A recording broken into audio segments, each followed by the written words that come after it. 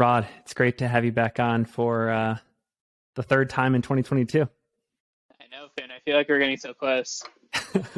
We should have some sort of recurring segment at this point. But the last time we chatted, it was pre-UTMB back in August. And by my observations, you had a great race. Although, and I sent you this question ahead of time. It's a part of the human condition to be, I guess, never fully satisfied. And I'm sure you fall into that scenario all the time as a pro runner. Were you still happy to some extent with the way UTMB went this year? Yeah, I think satisfied is a really good word to use. I feel like I had a good race given the cards I was dealt on the day. I feel like I had my best day I possibly could on the day, given like how bad I was feeling early on and stuff, and we could kind of talk about that as well. But as far as me giving my best performance possible there, I definitely don't think I did that. But I am happy with how I executed, so I would say I am satisfied with how it went, but I do feel like I have a lot more to give on that type of course in that day. I'm assuming at some point you'll be back, maybe as soon as next year. Maybe we'll talk about that later in the episode. But in your opinion, what do you think it's going to take in training and also from an execution standpoint on race day to get to that next level? Like, I know you talked a couple months back about wanting to be like in that top three of Americans finishing, and you were almost there. So I'm curious.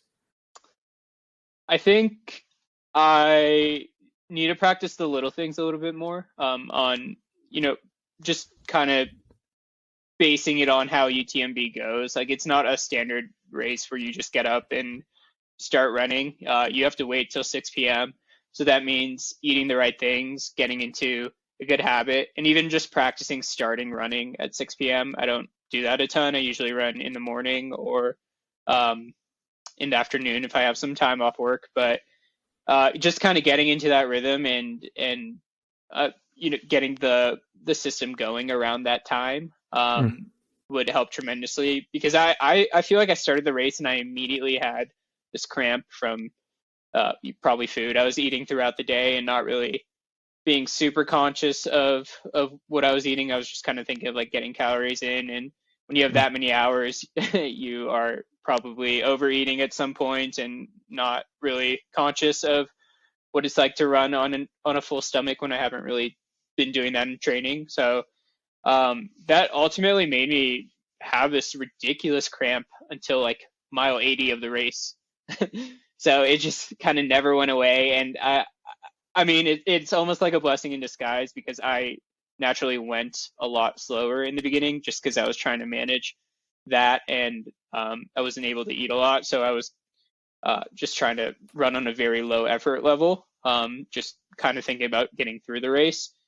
But yeah, so I think maybe there was some benefit there of just taking it easy and having a really good last 50K. But as far as like being competitive and running to my potential there, I think I want to be a little bit further up at the start and at least in the mix. Do you feel like you have everything you need in Mammoth Lakes to put together what you'd consider to be like a pretty flawless training block, or do you feel like you need to get over to Chamonix earlier next time around? I feel like from a training perspective, and just physical training and running, I feel like I have everything I need in Mammoth to replicate that kind of course and that kind of profile. But I do think getting there early is beneficial. Just getting into the rhythm of the time zone change and just getting on the course a little bit and remembering what it's like. But I don't think it's absolutely necessary. Yeah, I think it is a nice luxury, definitely, if you have the capacity to do that, which I'm not quite sure I ever will. So yeah, it'd be a nice to have, not a need to have. So. One of the reasons why I wanted to have you on the podcast today is I didn't realize how good of a writer you were. You published this article on Free Trail recently about I mean, it was about many things, but one of the themes that caught my attention was just coming to terms with how passionate you are about running and how that can actually serve as an inspiration point for other people around you to sort of self-actualize, and whether it's in running or some other avenue. Can you talk about what led to the transition from thinking of running as this sort of like solitary, selfish endeavor that's unworthy of acceptance to this current state where it can be not just something that's fulfilling, but also beneficial to your community? Yeah, I think it took a lot of convincing myself of that, actually. I I don't know. I guess like in its purest form, running is a solo thing that you do, right? And oftentimes you sacrifice a lot just so you can run a few hours and put other things in your life and other people in your life aside, and are second to the pursuit of training and racing at your best. So I've always really struggled with that because I don't necessarily feel like running is more important in my life. So I couldn't really understand why like I would always choose it over everything else. And maybe that is obvious that it is then more important in my life, but at least like on a conscious level, I never really like to admit at least that running was all important. So I think it was almost just a natural perspective change for me. If I wanted to do the things that I want to do and be competitive at the level that I want to be, I need to be okay with sometimes putting these things as a second to running. And the only way for me to really justify that is to look beyond running as like a solo pursuit and seeing what it's doing to the people around me, and seeing if there is a positive that comes from it in my community. Like, are other people like stoked to watch me run? Are other people upset when I say no, I have to go run and have to go do this race, I can't come to your thing? It's usually not the case. Like usually they're really excited for me, and they ask like, how'd you prepare for this? Like, oh my God, how do you like fit that into your schedule? People are actually really inspired by the pursuit of a hobby. And I use this word a lot because I don't really know a better word for it. But it is more than a hobby. Let's just say the pursuit of an activity you're really passionate about. Like a lot of people don't give themselves the chance to go all in on that thing in their life because of that very reason of like putting other things aside and making it like going all in on something obviously makes it a priority. So how do you really justify that? I think you do so by being able to have an open mind with it and seeing if other people are also really affected by this, and there is a positive that comes from it, like inspiring another individual to go and make a change in their life or pursue something. When you think about the sources of this perspective change a little bit more, have there been any people in the running community, for example, or in other areas of athletics or life who really exemplified this persona of like, I'm going to pursue my passion and I'm going to trust that it will have ripple effects on the people around me? Or did this come from books? Like where did this, do you have any like sources that come to mind for all of this besides some of your own thinking while out on runs and stuff like that? Yeah, nothing comes to mind immediately that I'm kind of feel like I'm following in the footsteps of in this mentality, but I think a lot of people just are really good at naturally, believing that and being really confident in that. And I think that's like where I struggled a lot was like I feel like I could convince myself that that's true, but it's the confidence in it and the way I like present myself with it that is difficult. Like there are a lot of people in my life that I surround myself with that are really comfortable being that full-on persona, yet like they do it in such a way that it's not really like in your face, and it's not they're not like walking around saying like I'm a runner, I'm this is like everything, but they're so confident in saying no, I have to run today, or no, I have like this going on, and that is like really inspiring to me because they don't feel like they need to like make an excuse for it, and feel like they need to like justify themselves. Like they already know that them doing that is acceptable and positive in the eyes of like other people. And I feel like that was the hardest thing for me to bridge in this new, I guess, coming of age for myself and being like, yeah, I am Rod the runner. It's just knowing that people will accept that piece about me and be inspired by it as well. So yeah, and just kind of like riffing on this right now, top of mind, like Yeah. I really admire Danny Moreno in my community, and I feel like she is the ultimate embodiment of this. Of like, she has like so many things going on in her life, but running does come first. But she doesn't like need to necessarily like tell you that and like be in your face about it. So, yeah, I don't know.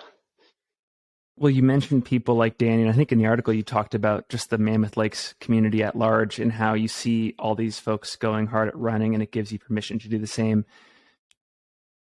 Having lived in the Bay Area before and in Santa Barbara, do you think it's critical to not just be around people that believe in passion, but also to be around people that are doing your same passion, like being in a running community? Is that critical for this to be unleashed?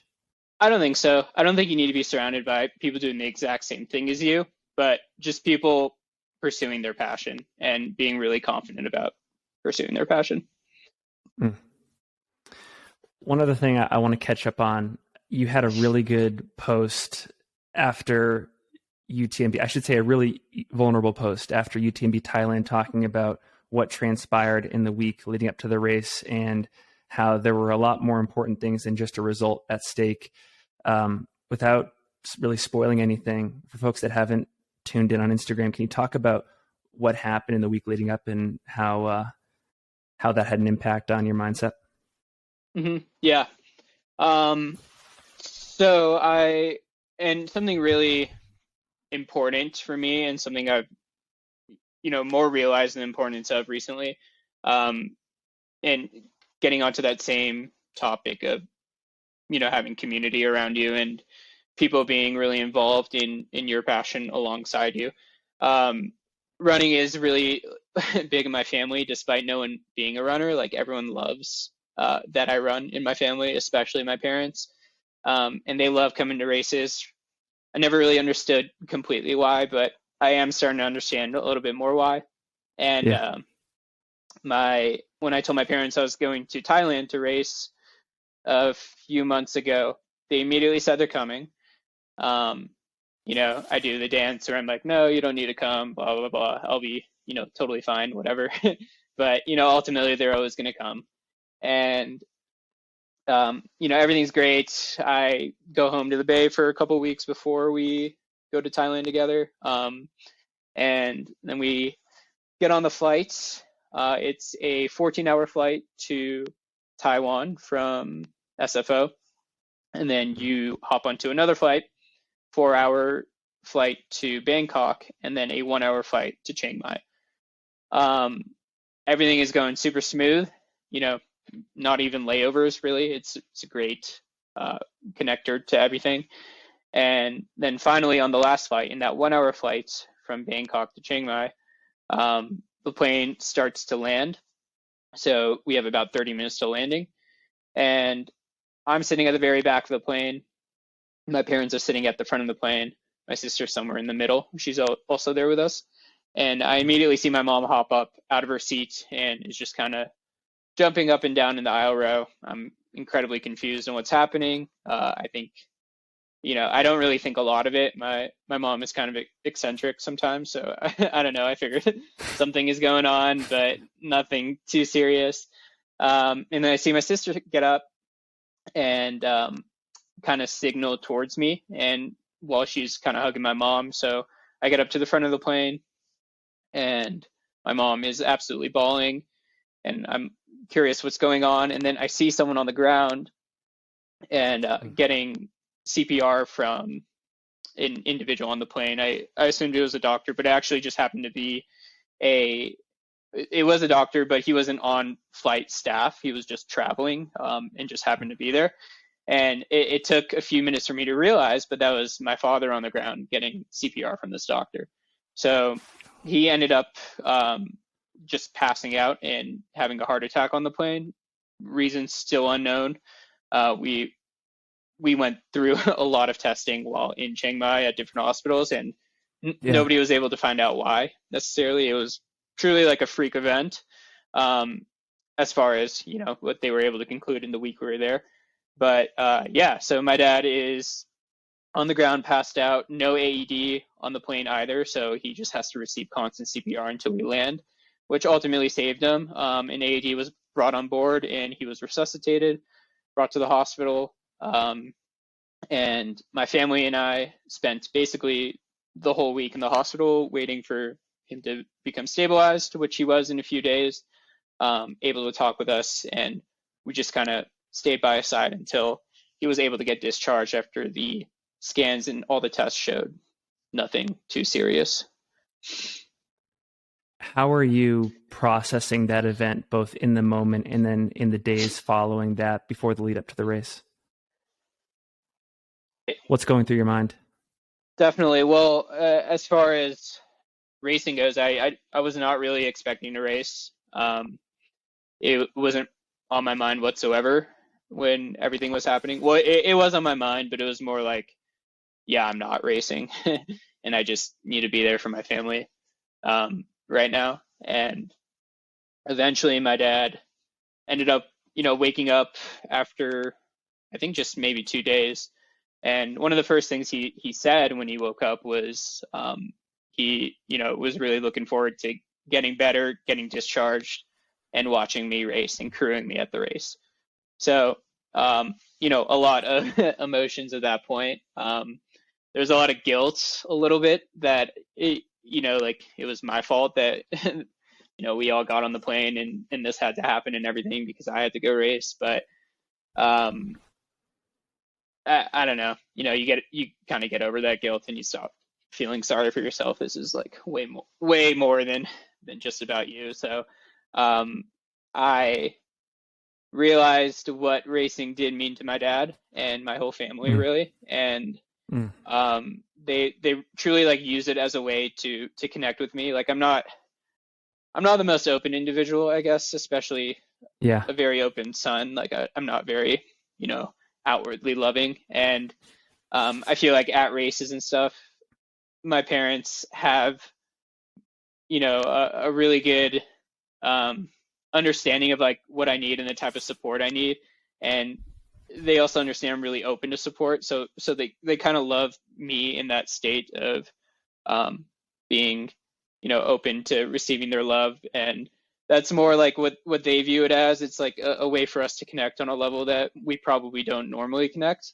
And this was just way more than just a race to my parents, and I wanted to get out there and at least give them that. So a few days of scrambling and getting back into the mindset of, all right, you got to race, especially after a week of just kind of sleeping and staying at a hospital and not really taking care of yourself, not hydrating correctly, not eating the right meals and whatever, but a lot of time off your feet at least, so there is that positive. But yeah, it was definitely a scramble to get myself from the mentality of oh my God, is my dad going to live, to, oh my God, I have to go run 100 miles. So well, I of course want to respect your privacy, and in full confidence, I've actually had I've dealt with similar scenarios with my dad, who's gone into cardiac arrest twice, so I can totally empathize with what you went through. One thing I'm curious about, because I know I have thoughts on this, did it bring your family together in unique ways? And do you also have any insights about our relationship with mortality in the wake of all this? it definitely brought us a lot closer. I feel like all of us really stepped up in the moment, especially being in a foreign country, which, all foreign countries I visited, at least like the English was pretty well spoken there, but didn't seem to be the case in Thailand, which was kind of eye-opening. But Yeah. It is what it is, and we were able to navigate together. We were able to call upon all of our collective resources to help us through this situation.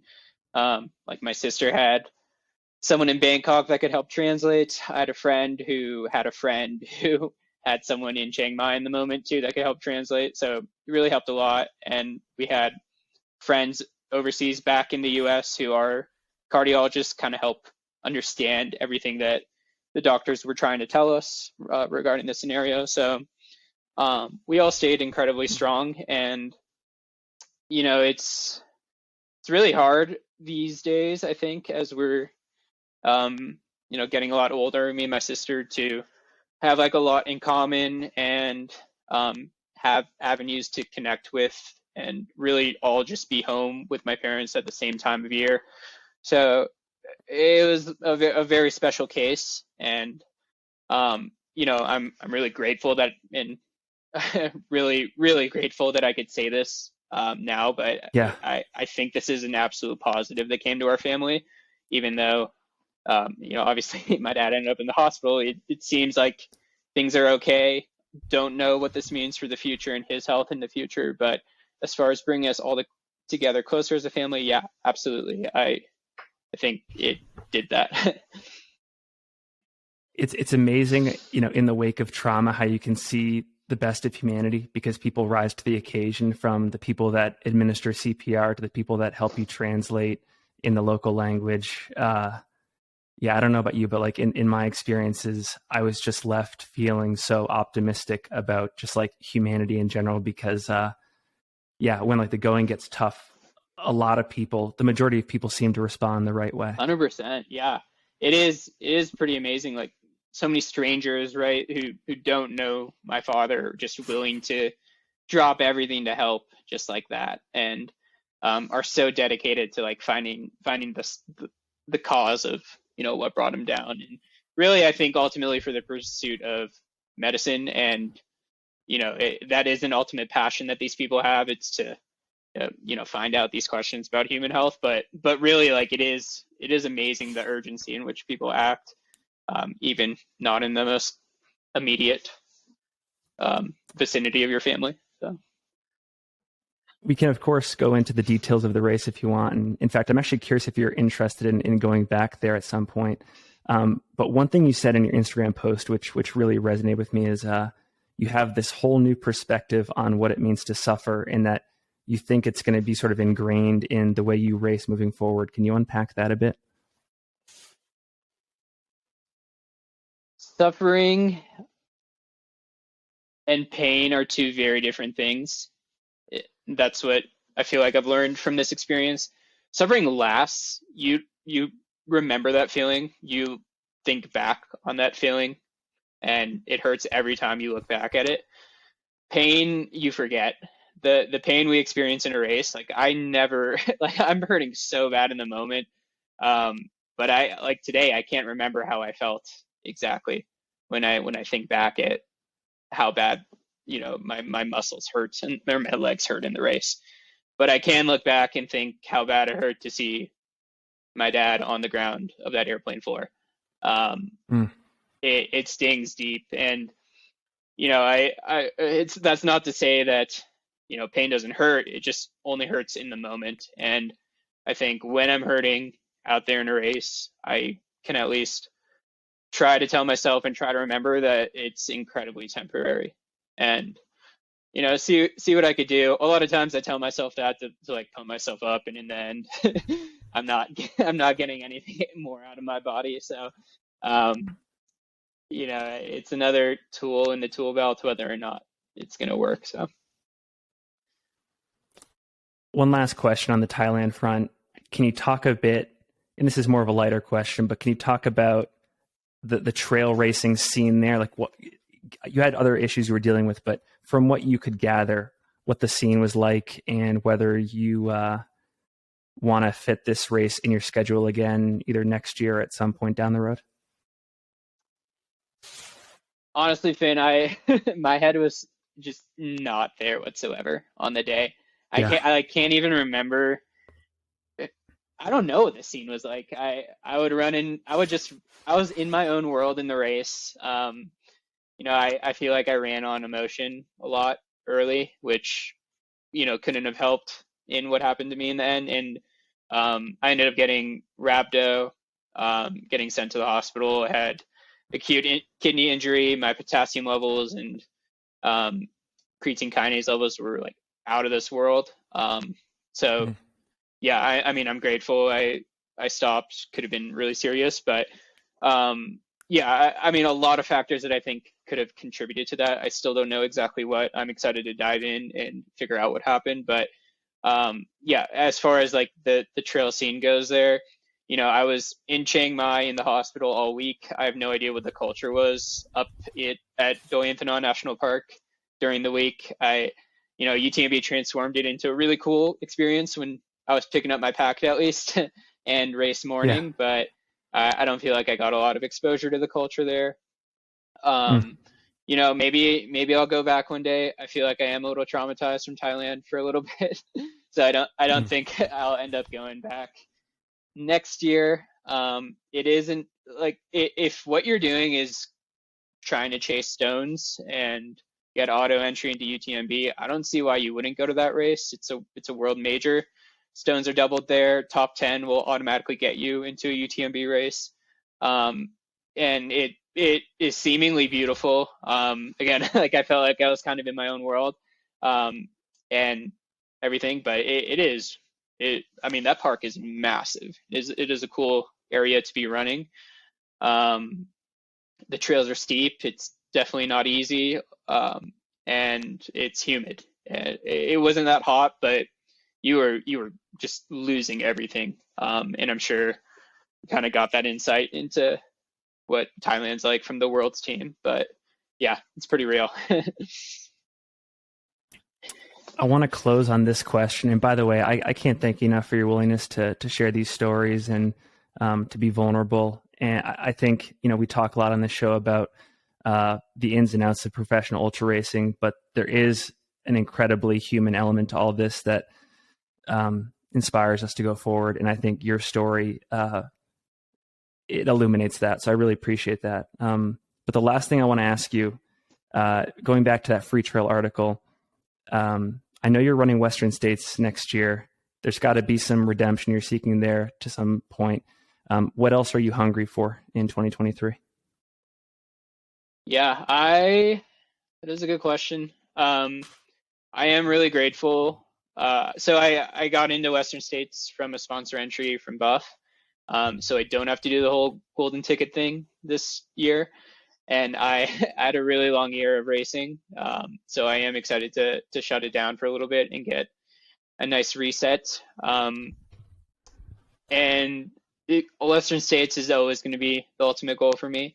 I am incredibly hungry for that race. I'm going to do a lot differently for that race too.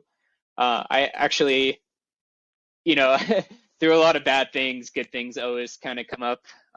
So after, my race at Thailand, I actually got in contact with the medical director of Western States, who I didn't meet at Western States. I met through my job, my day job, and I work for an EMR company. It's called Elation Health. We work with primary care innovators and try to have really primary care specific solutions for their practices in terms of their health records and their ability to exchange health information. So I met this individual on a call, and I just happened to be wearing a race shirt, and he asked me, it was a shirt from Black Canyon, and he asked me how that race went, and I'm like, who are you? And he's like, yeah, I'm the medical director of Western States. And ever since then, he's been following me, and we've been in contact. He heard I got rhabdo at the race, and he has been working on this paper from individuals who received rhabdo at Western States and who were put on dialysis. So he was interested to see my lab values, and I ultimately ended up asking him to be my PCP.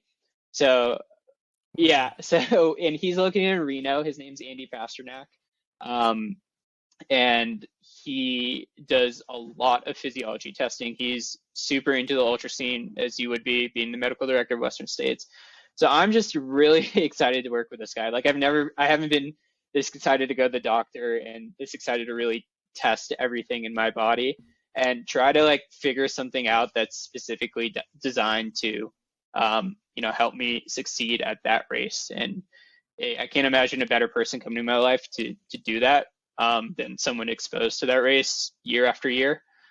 And yeah, it's going to be a fun winter working with him. And I think, I want to go all in on the States mentality and go live in the heat for a month. I might go get a rental somewhere, just do all the things that I didn't think I needed to do that have really hurt me in the past.